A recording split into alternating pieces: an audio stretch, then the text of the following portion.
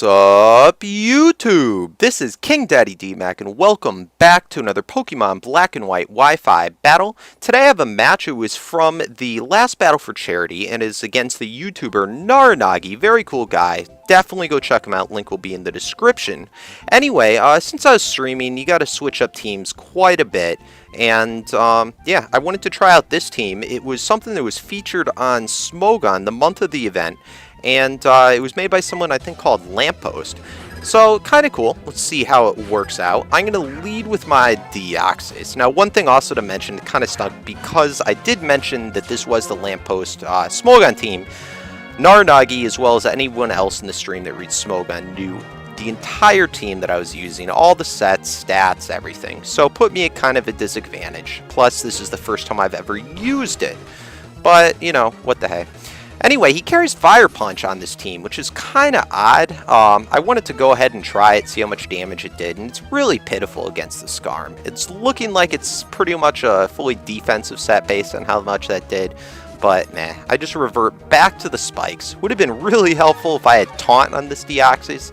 I probably would always pack that, but this guy has superpower Fire Punch. So, anyway, filling up both sides with those spikes. Fortunately, I don't have too many guys on my team that take very much damage from spikes, so it's not going to be that much of an issue. But I know he has quite a bit of guys that will take damage, so it will be very helpful for me. Anyway, Nagi missed, he by mistake tried to set up spikes 4 times, so kind of silly, but because of that roost, it kind of makes up for it, I guess. Maybe he wouldn't have had that Fire Punch damage. Anyhow, I'm really surprised to see that he hadn't Brave Birded me. I did carry the Focus Sash, which is why I did not want to switch out, because if I switched out, anytime when I switched back in, it would break it. Now right here, I thought he'd be an idiot not to switch out, and oh my god, a case where prediction just does not go in my favor. I have to applaud you on that one. It was Hidden Power Grass, and I was expecting the Gastrodon to come in, but now I am screwed. My Choice Spectrotum stuck on Hidden Power Grass against a Skarm. Now, he probably could have taken better advantage of this, but he's just going to continue to Whirlwind. And since he has all those spikes up, I guess it works out. But he keeps roaring me into guys that are all immune to spike hazards. So this time, I'm not going to want to overpredict again. And I just go straight for that Fire Punch. And still, look at that. Banded D-Knight still doesn't take him out. My god, Skarm is a beast. So now I'm in the Conch Elder. Finally, he's getting that advantage from the spikes. Now, I'm not sure if he has the Brave Bird. I'm figuring he does, but again, there's not too much I can do. I don't want to switch out to have him Whirlwind me back in. So he finally reveals that Brave Bird, and this is horrible because he just about takes me out, but because he gets all that recoil, which is actually good for him, when I do this Drain Punch here, there's going to be like almost no HP investment that I'm able to gain back. So I am just in a horrible spot. I'm with my Conch Elder. I can't switch back out because of the spikes. I gotta stay in.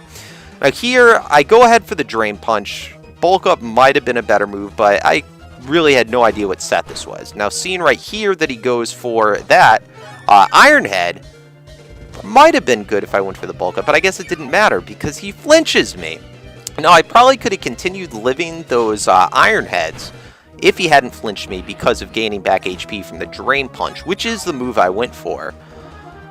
Oh, but no. And I know Jirachi is supposed to flinch people, so I'm not going to bitch about it. But I go into my D-Knight now. Now, I saw I could hit basically anything on his team with the Earthquake. And I was predicting the Heatran to come in, but he had the freaking Air Balloon. What the hell?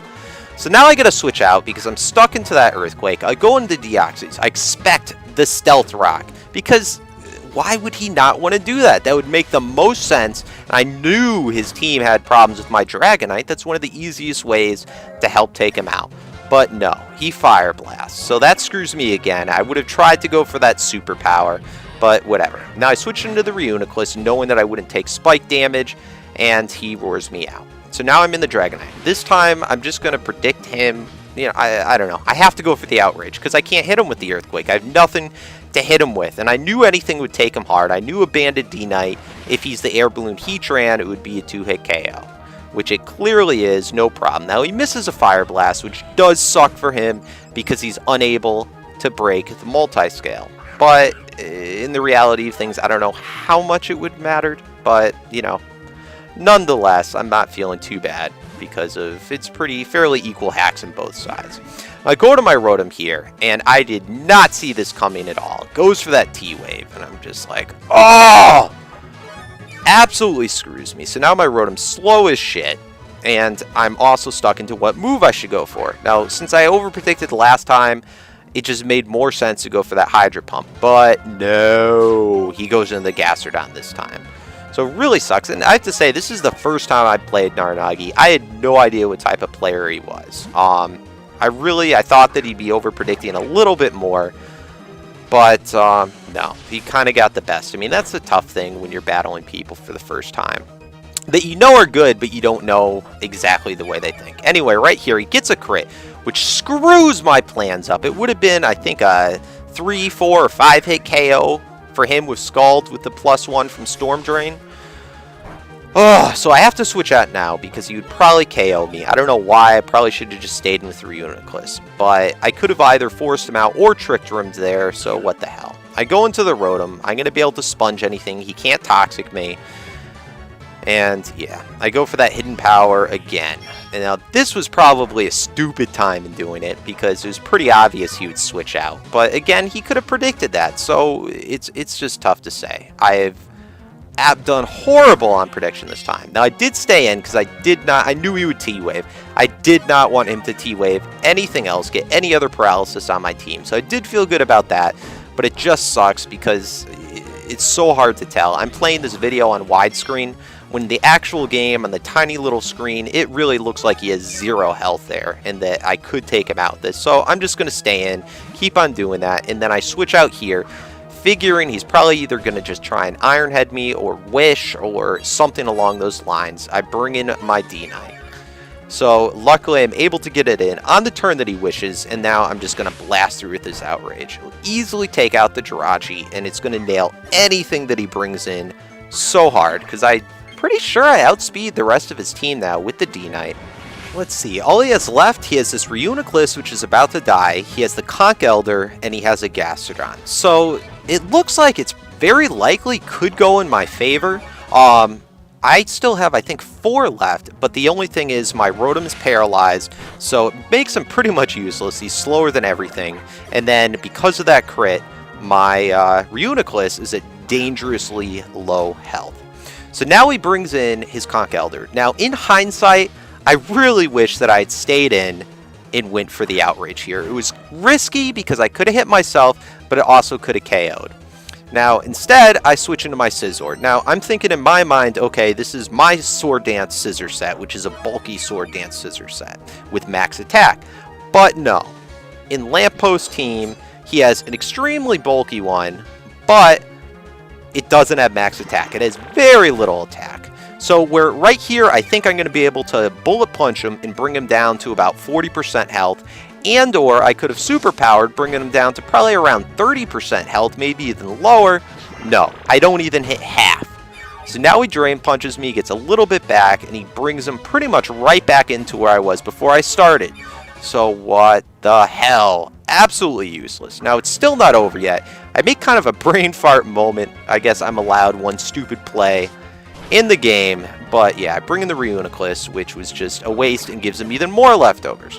Now, the game still isn't over yet, but had I had my Scizor, in my thought process in my head, right now, this Outrage would KO him. But not the case.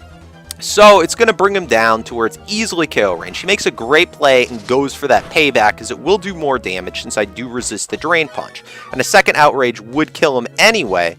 So, right here is the moment of truth. The Mach Punch wouldn't definitely take me out.